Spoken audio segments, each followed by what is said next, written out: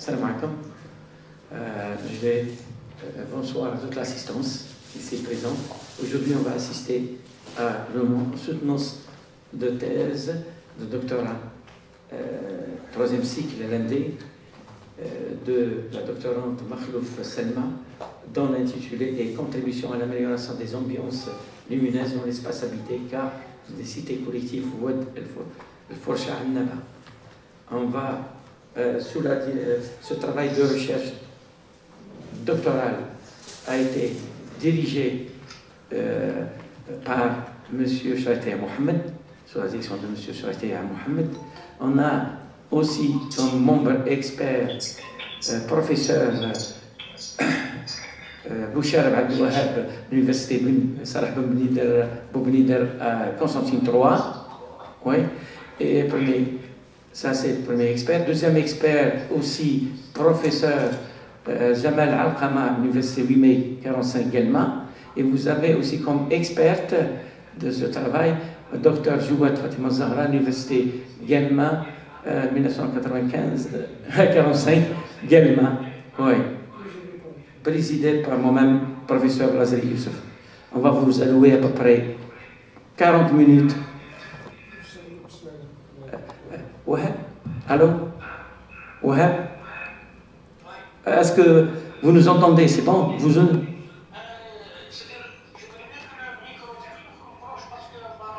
Ok, ok. Comme ça, c'est bon? C'est bon, Abdelwahab? Un PC. Le PC. Il compte tout près, hein. Attention. D'accord.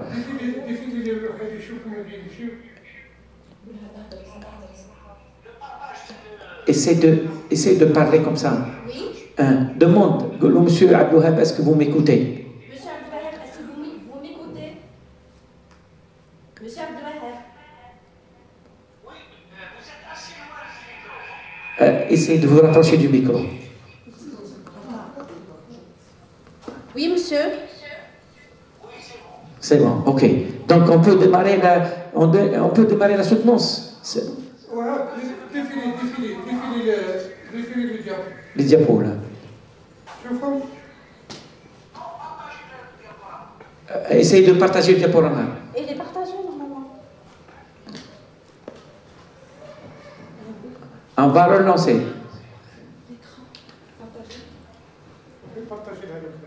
On va partager, professeur Abdelwahab, on va partager l'écran. Et essayez de nous répondre à ce que c'est possible. La connexion. Est-ce que c'est visible?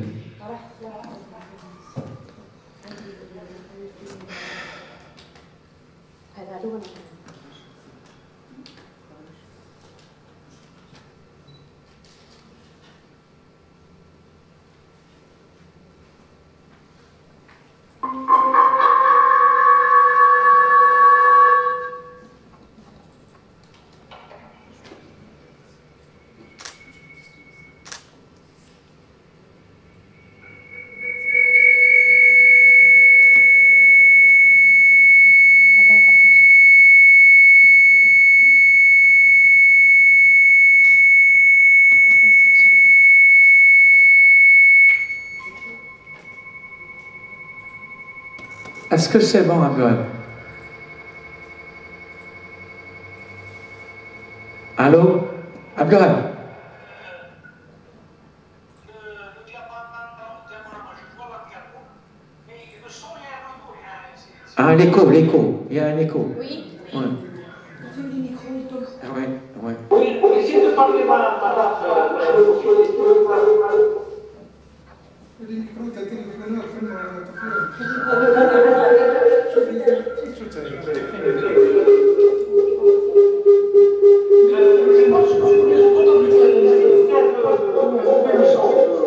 Désactivez le son. Madame Hanassar. Désactivez le son. Tous les téléphones. Non, ça va. C'est bon, ouais. Allô? Ça va comme ça? Abdelwahab, c'est bon? Professeur Abdelwahab, Oui. c'est bon? Oui. Vous nous écoutez, c'est bon? Alors, Oui, on démarre, c'est bon? Ok, on va vous allouer à peu près 40 minutes. C'est bon. Ok, merci Abdou. On va vous allouer à peu près 40 minutes pour nous exposer tout ton travail de recherche doctorale et après on passera au débat, aux expertises, aux membres experts pour en débattre de ce sujet. Allez-y, madame. Merci. Avant de commencer, permettez-moi de remercier tout d'abord Monsieur le Président du jury ainsi que le membre des jurys pour l'honneur que vous me faites en acceptant d'évaluer ce travail et votre expertise sera d'une grande richesse. Je remercie également Monsieur le Dr Shaikhiya Mohamed ainsi laboratoire d'Unie civile et de l'hydraulique pour leur accompagnement durant cette aventure scientifique.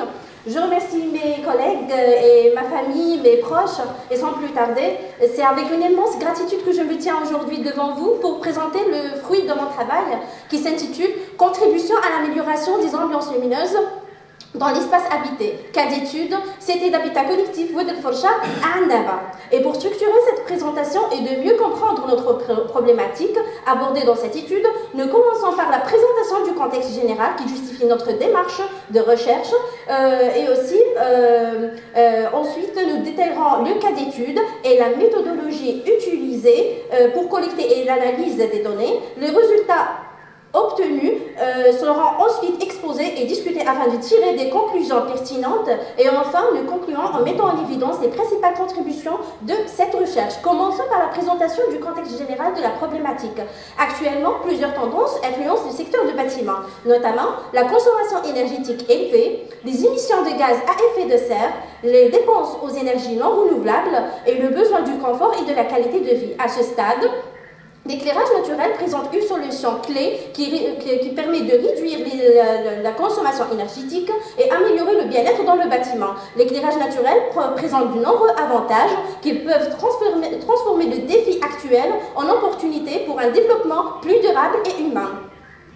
Dans ce contexte que la recherche prend tout son sens en explorant les moyens d'optimisation de l'éclairage naturel à travers notamment les organismes et les acteurs tels que l'OMS, l'Association française de l'éclairage, les normes et les certifications HQU, BREEAM, LEED, les 17 objectifs de développement durable et aussi les lois et la réglementation telles que les directives européennes sur la performance énergétique du bâtiment, le code de construction des bâtiments en France, la RT 2012 et 2020. Qui encourage ainsi une politique visant à maximiser l'apport de l'éclairage naturel dans le bâtiment en mettant en avant ses bienfaits et l'élaboration des réglementations visant à améliorer le confort. Dans le contexte algérien, le secteur de la construction en Algérie constitue un enjeu énergétique majeur, consommant ainsi 40% de l'énergie nationale. C'est cette croissance en grande partie due à la hausse de demande du secteur résidentiel qui présente 32% de la consommation d'électricité. Face à cette réalité, l'Algérie a mis en place de plusieurs agences telles que la PRU, CNIRIP, SIDER, etc. et aussi des programmes sur l'efficacité énergétique des logements et le développement de l'utilisation des ressources énergétiques renouvelables, avec un accent particulier sur l'exploitation de l'énergie solaire. Malgré ces efforts déployés, le cas d'habitat collectif généralement et social spécifiquement à Annaba met en évidence un problème lié à l'éclairage naturel. Bien que les fenêtres soient présentes, les occupants dépendent largement de l'éclairage électrique durant la journée. Les fenêtres d'une taille, forme et orientation standard ne sont pas optimisées pour un éclairage naturel suffisant. Les grandes baies vitrées se vont choisies pour des raisons d'esthétique et d'aération qui ne répondent pas aux besoins réels de l'éclairage. Ce manque d'adaptation des fenêtres aux exigences d'éclairage crée un décalage entre la performance attendue et la réalité générée par un espace sombre, consommation énergétique excessive et un impact environnemental accru. Cette situation soulève deux questions essentielles. La première, comment pourrait-on promouvoir l'apport d'éclairage naturel pour garantir une ambiance lumineuse intérieure optimale tout en réduisant les dépenses à l'éclairage artificiel de l'espace habité à Annaba? Et quels sont les facteurs qui déterminent la qualité de l'éclairage intérieur dans l'espace habité à Annaba? Dans ce contexte, nous émettons deux hypothèses. La première, l'optimisation de l'apport d'éclairage naturel peut être réalisée par l'exploration des différents aspects du comportement des occupants et les facteurs affectant la qualité des ambiances lumineuses et l'utilisation de l'éclairage naturel. Et aussi que le comportement adaptatif des occupants et leur interaction avec le système d'éclairage qui est les fenêtres influencent de manière significative la qualité des ambiances lumineuses en réduisant potentiellement l'utilisation de l'éclairage artificiel. Cette hypothèse constitue le point de départ de notre réflexion afin de vérifier et d'explorer toutes les implications. Plusieurs objectifs ont été définis. Le premier objectif, d'explorer les différents aspects du comportement des occupants en matière d'éclairage naturel, identifier les principaux facteurs influençant la qualité des ambiances lumineuses dans l'espace habité, étudier le taux d'ajustement du système d'éclairage par l'occupant et de proposer un protocole d'évaluation d'un système d'éclairement naturel dans le bâtiment d'habitation. Les objectifs formulés s'appuient sur un cadre théorique bien défini selon 3 concepts. Le premier concept qui est l'éclairement naturel, qui est un processus de distribution et d'acheminement de la lumière à l'intérieur de l'espace habité. Cependant, son efficacité dépend du comportement des occupants. Le concept comportement des occupants désigne la façon dont l'occupant utilise le système de construction pour réguler l'environnement intérieur en façon directe ou bien indirecte, dans la qualité et la quantité d'éclairage naturel reçu dans l'espace. L'espace habité désigne un environnement physique dans lequel les individus vivent et interagissent, influencés par l'interaction entre personnes et leur comportement et la manière dont l'espace est conçu. Donc l'analyse de la littérature met en évidence une forte concentration de la recherche sur l'aspect technique de la lumière naturelle, mais peu d'études croisent cette variable avec le comportement des occupants. Donc l'aspect novateur de notre recherche réside dans l'innovation, réside dans l'intégration du comportement des occupants dans l'analyse du comportement de l'éclairage naturel, allant au-delà de l'approche strictement technique. Aussi, la recherche sur l'éclairage est principalement menée dans le contexte occidental où le climat différent rendant les solutions moins adaptées en Algérie, et aussi l'intégration de l'analyse du comportement des occupants dans l'évaluation post-occupationnelle qui marque une avancée majeure en explorant leur interaction avec l'éclairage naturel. Après avoir exposé les problématiques et identifié les différents enjeux, la section suivante détaille la méthodologie adoptée et aussi le cas d'étude. Le contexte d'étude de notre recherche est la cité d'habitat collectif Oued El Faucha, située à Annaba, au nord-est de l'Algérie. La cité de Oued El Faucha est située à l'ouest de la ville de Annaba, dans la zone plein ouest. C'est une cité à caractère d'habitat, commerce et services. Elle s'étale sur une superficie de 124,20 hectares avec une densité de 25 logements par hectare et un total de 6,14 personnes par logement. Le bâtiment d'études est des immeubles résidentiels en barre de R+4. Chaque étage comprend 4 appartements du type F3 et F4.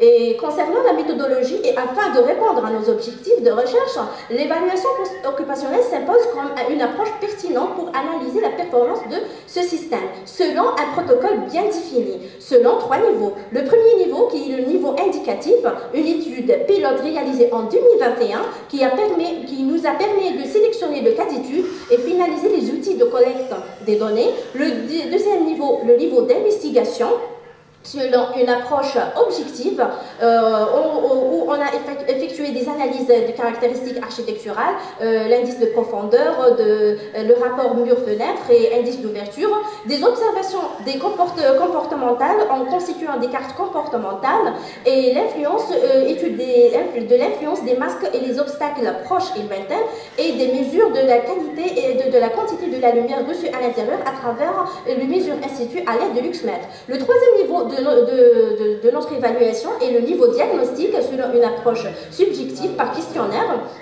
Et une analyse univariable, bivariable et multivariable est effectuée à l'aide de logiciel Sphinx Lexica. Le choix de la méthodologie et de cas d'étude est motivé par les points suivants. Concernant la méthodologie, l'EPO nous a permis de combiner plusieurs approches d'analyse, identifier l'écart entre la performance réelle et les normes prévues. Aussi, elle fournit des retours d'informations directes des occupants et permet d'intégrer des perspectives des occupants dans le processus de conception. Concernant le choix de cas d'étude, le choix de la ville de Annaba parce qu'elle souffre de l'exode rural, des crises de logement et la recherche sur l'écologie dans le secteur de l'habitat à Annaba va se limiter offrant un champ d'études pertinent.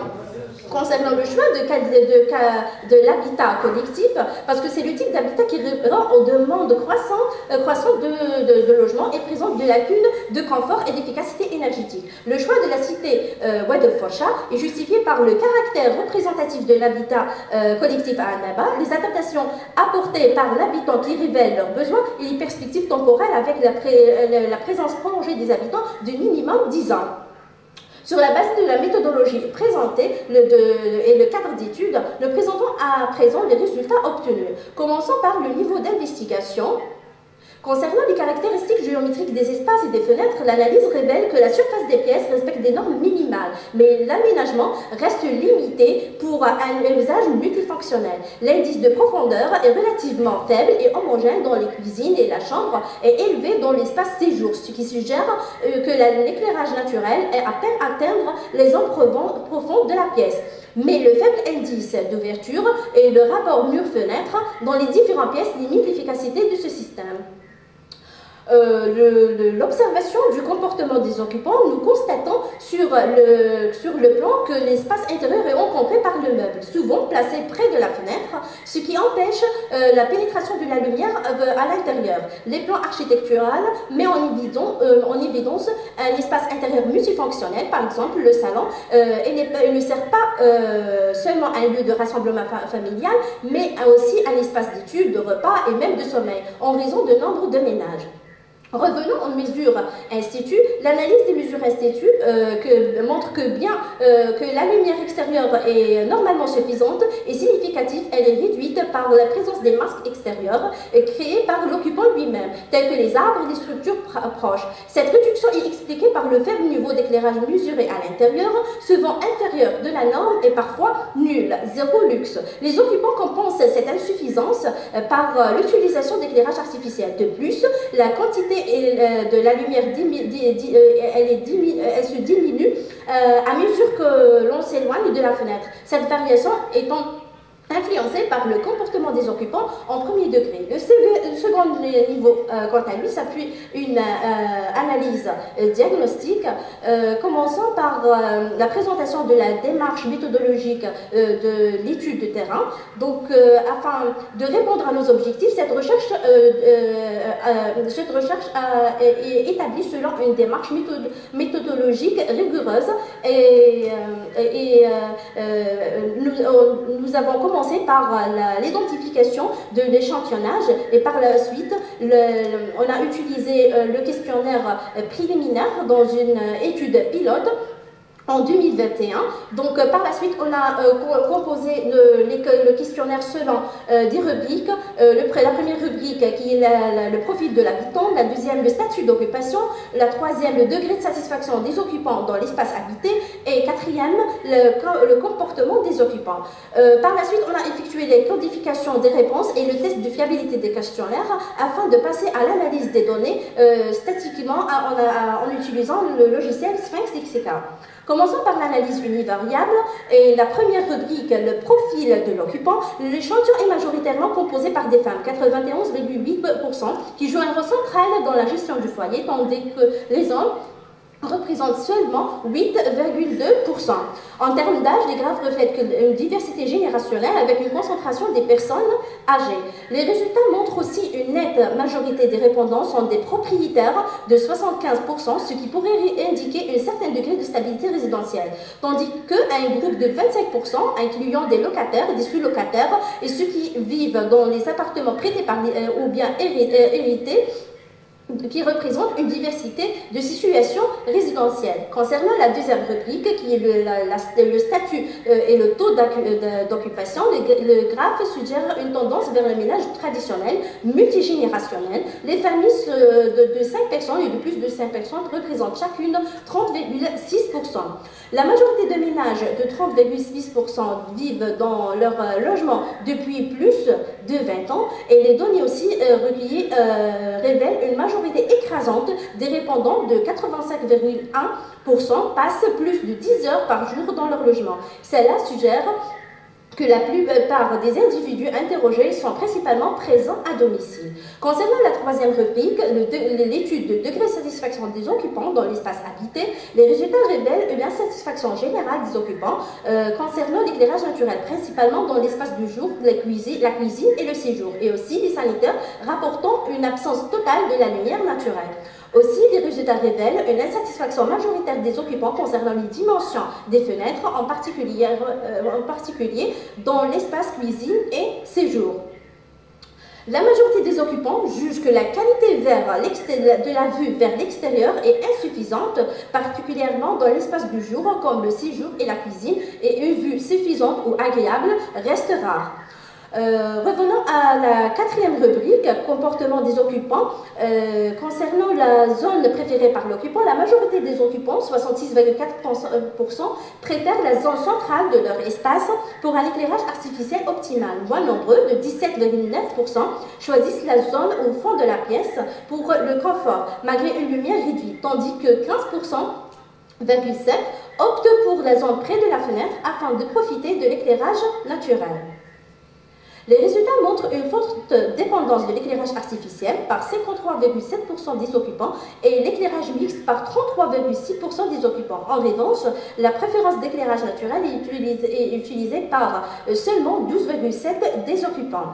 Les résultats aussi révèlent que 68,7% des occupants rencontrent vraiment un problème pour l'éclairage naturel, limitant ainsi l'accès optimal de la lumière naturelle, principalement dû à la recherche d'intimité visuelle par 59,7%, la recherche d'intimité sonore par 43,3% et la présence des arbres et des jardins par 25,4% et les bancs de sable par 13,4%.